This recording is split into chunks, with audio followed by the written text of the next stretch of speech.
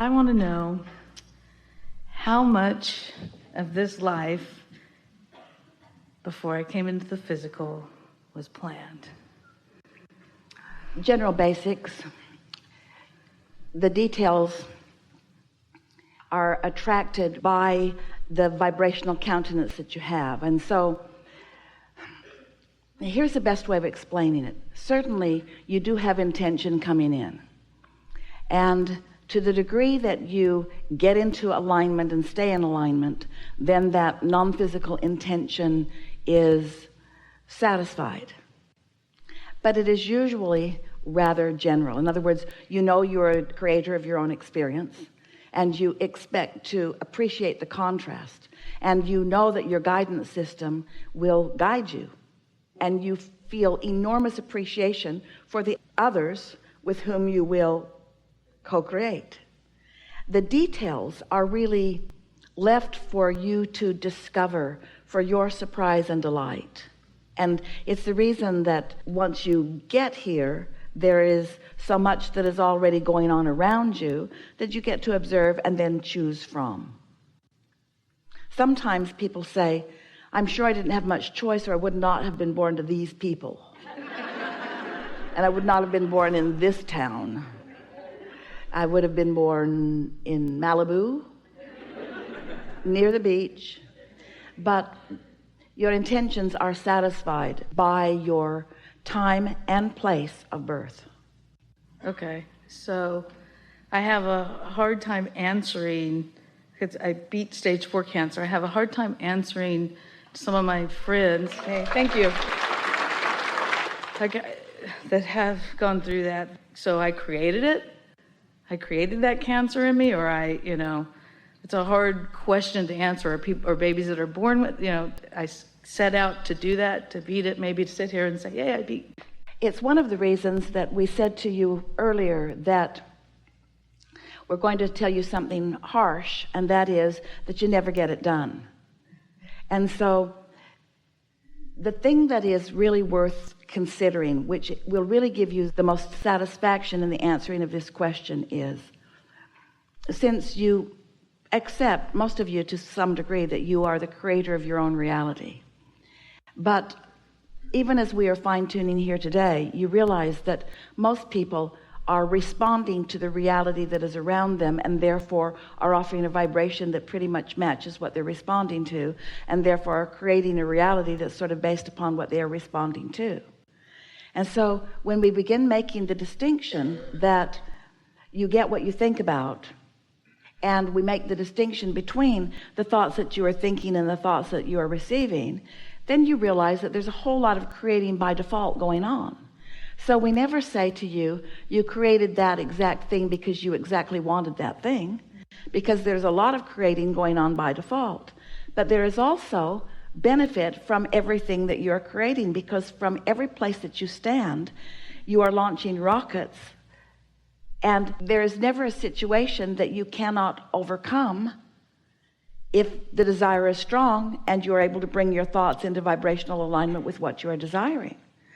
The subject that makes what you were just projecting here feel so uncomfortable to so many, that idea that things happen to me that I'm not in control of, or even if I was in control of them, I didn't know that I was, and so that I didn't, and so I had experiences that I didn't want, which will ultimately lead perhaps to the death experience.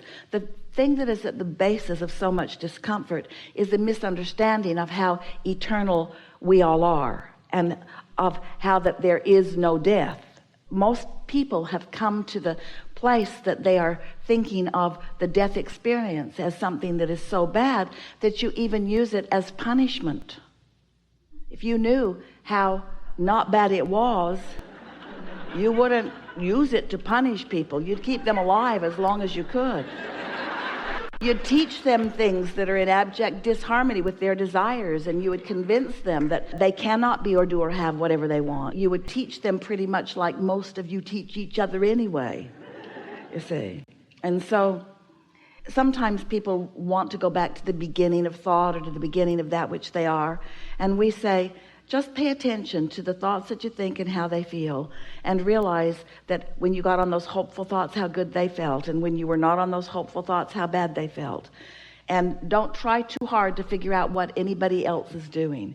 Just let your own experience and your own awareness of the kinds of thoughts that you were having and the way those thoughts turned to things and what the results of that were, let that be your understanding. Because words really don't teach. Sometimes you have such powerful desire to understand something, and so you deliberately, from the non-physical perspective, and sort of not so deliberately from the physical standpoint, attract a situation that gives you clarity about that. We know for sure that you feel more empowered now than you ever did before. The audience response was to your empowerment. Yes. Well, thank you. Thank you so much. Why does anybody come into a physical experience? In other words, what's the point of it? What's the point of it? If it's not to prove worthiness, then what's the point? If it's not to get to some ending place, what's the point? It is for the joy of the experience along the way. And so the thing that this particular subject really makes us want to emphasize is that so many people are approaching life wanting to get to the end place, wanting to get to the cure. You said, I beat it. I beat this thing I did not want, and I got to this place that I did want. But what we want to point out is that it is the satisfaction that is happening along the way that is responsible for that. Somewhere along in that process, you were able to find a stronger desire than a belief that was opposing it. You don't beat anything, because there is not a pushing anything away, but there is an enhancement of something. If your desire is strong enough, this is a statement that we really want you to hear. If your desire is strong enough, it does not matter what your beliefs are. Your strong desire with your inner being in vibrational alignment with it can bring about for you whatever it is that you choose. But depending upon the beliefs that you hold that are in opposition, it gives you a rougher ride along the way. We said to you earlier that these words don't mean very much until you've had an opportunity to do some meditating, to do some really strong clarifying of your vibration, and then see the results of it. Then these words will be more meaningful to you after you've had some of that experience than before. And the same is true with you. The words that you are hearing now are more meaningful after the experience of that than they were even before. Yeah. And so you have to know that, you don't have to acknowledge it, but we know that you want to, that your desire for life became stronger than it had ever been within you once you felt that something was challenging it. And so you focused upon your desire in stronger ways. And because the mix of vibration going into that within you was such, then you were able to find more alignment toward your desire and less alignment toward fearful beliefs. And so it's always that way. We want everyone to understand that there's no reason to fear anything, that every experience is a clarifying process whereby you get to define and decide what it is you want. And once you've come to a conclusion about what you want, and something like that really caused you to focus, most of you, we love you so much, you know what's coming next, don't focus until you feel like you really need to.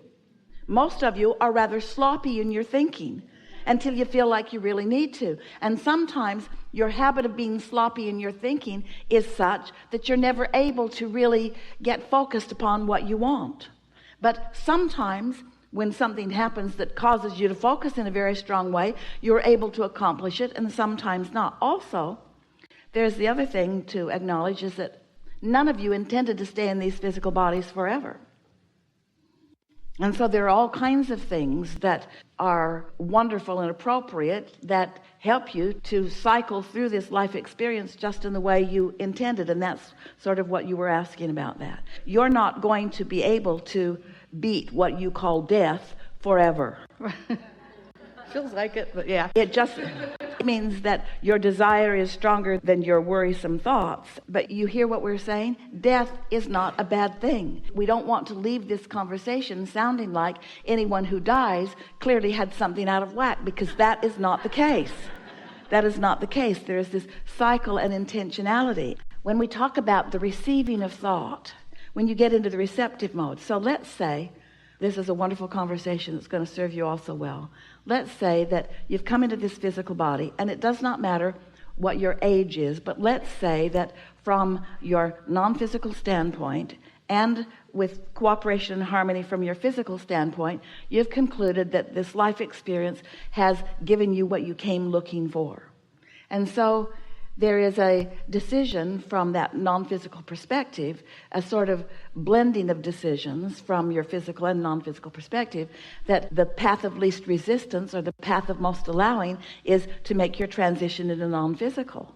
And so it doesn't matter by what path you choose to make that movement into non-physical. It is something that came from intentionality. Stay with us a little bit. We can feel that this is feeling a little muddy to you, so we're going to clear it up here.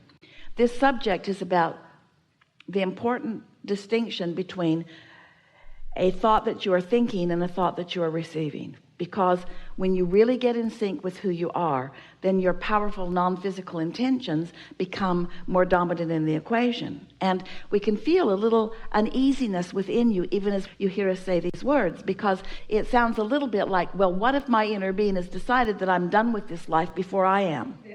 What if my inner being has decided that I didn't intend to stay that long and I got done what I came to do, and so I'm going to be out of here? It doesn't happen like that, because the harmony between you and your inner being, in other words, you can feel when you have a zest for life.